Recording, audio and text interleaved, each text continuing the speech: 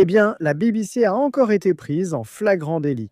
Un autre exemple accablant de la façon dont cette organisation a touché le fond récemment et pourquoi sa réputation est au plus bas. Et en même temps, cette idée absurde, avancée selon laquelle la redevance pourrait être exigée même pour les personnes qui utilisent uniquement des services de streaming. Ceux qui regardent du streaming sur Amazon, Disney, Netflix ou YouTube devront aussi payer la redevance et pourraient même être sanctionnés. C'est évident car ils savent très bien à la BBC que si les gens avaient réellement le choix de payer ou non pour la BBC, alors la BBC serait en très grande difficulté. Et vous pouvez regarder le bilan récent. La BBC a présenté ses excuses à Nigel Farage pour un reportage inexact.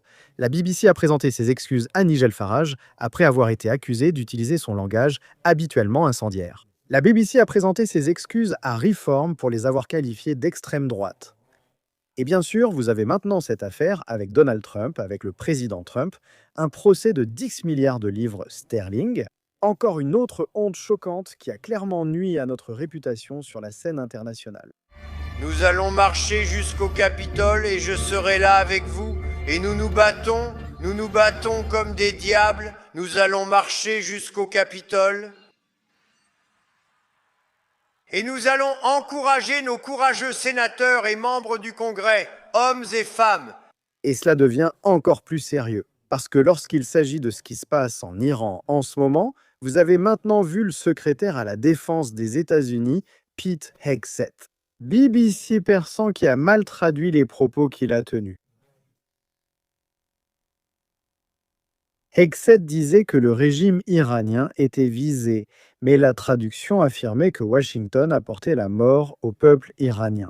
Et vous pouvez voir ici que la BBC, sans surprise, avait fondamentalement modifié le sens du discours. Pourquoi diable cette organisation pense-t-elle que les gens devraient être forcés de la financer? Il s'avère que le régime qui scandait mort à l'Amérique et mort à Israël a reçu la mort de l'Amérique et la mort d'Israël.